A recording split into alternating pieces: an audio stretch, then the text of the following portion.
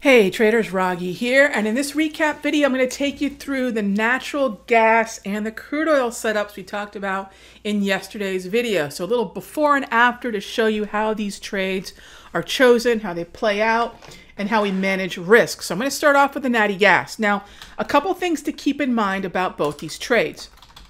And this is a huge factor as to their validity.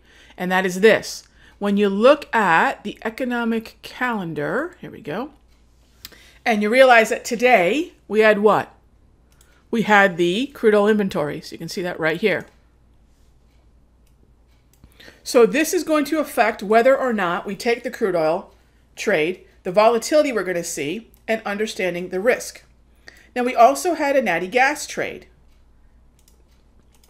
The numbers for the Natty gas market come out tomorrow. The storage numbers here come out tomorrow. So the first major difference between these two, the Natty gas, and I am just not drawing really well with my mouse. So there we go. Natty gas and crude oil is the economic data, right? I have some time here. I did not here.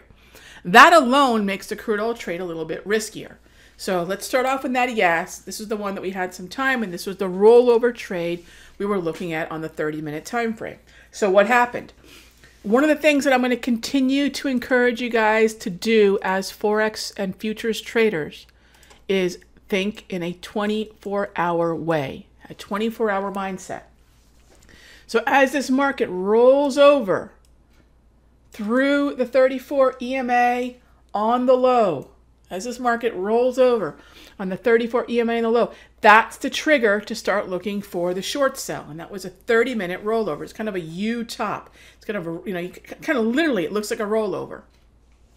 And as the, so let me just take a step back here to recap what we had talked about yesterday. We had that giant move in Natty gas. We wanted to fade that move, but not fade it as picking a top, but actually waiting for the market to break down through intraday trend support, which we used the wave to measure that, and then we had the breakdown. And then the thing that we do is we use what is known as an hourly price movement range to gauge what the target, the price target, is going to be. And that's one of the things we do in the room. We understand what the hourly price movement ranges are so that we can gauge what kind of expectation and follow through. We actually hit both, I believe, both our price targets on the way down. Not because we were such geniuses and can see through walls, but because we understood the price movement ranges. Now, I want to mention those of us that are still in from the 3.115 level on Natty gas, which is where this whole conversation started, even after the bounce, the current unrealized profit we're sitting on right now for the remainder of the position is $1,150 per contract. Remember, each contract costs roughly $2,100 to control. So even at this level, after giving back a lot of unrealized profit, we're still at, a 50% ROI on the remainder of the pair. We had well over 100% ROI after the initial move down through the 3 handle. Okay, so that's the intraday and the end of day recap on Natty gas. And let me contrast that with crude oil. So crude oil had a different scenario, very similar setup by way of the rollover. But what's the problem? Here's a few things. And again, these are repeatable, recognizable things. These aren't looking back and going, well, how would I have known that? Did the trade trigger off before the hot zone? No. There was no break of the 34 EMA on the low before, right? That's before the inventories number. Unlike Natty gas that triggered off, I think about 6 a.m., 6:30 this morning, Eastern, there was no crude oil entry on that same rollover setup that we talked about yesterday before the inventories. That's the first big warning. Why is it a big warning? Because when you go into inventories, you're going to be expecting a whole lot more by way of volatility, which means near-term support and resistance could get smashed, right?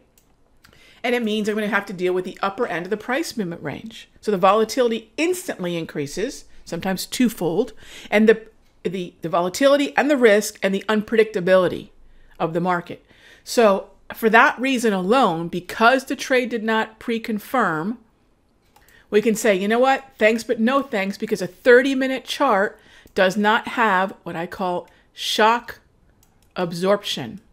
There is no shock absorption here. Okay, none. If I don't have shock absorption, I'm better off sitting on the sidelines. All right, and that's the way you can differentiate between the two trades and understand the timing. Natty Gas worked great, continues to work great. And one thing, let me leave you with this idea for those of you that have been aching to play crude oil.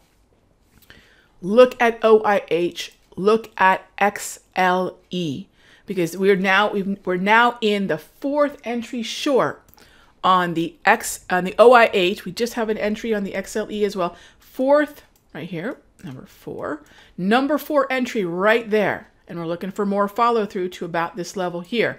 So the cleaner trend to play the crude oil weakness has been OIH, has been XLE. I know not everybody might trade ETFs, but consider those trades. And I like the OIH the best, you know, along with the Schlumberger and along with Halliburton. You know, are these futures trades? They are to me.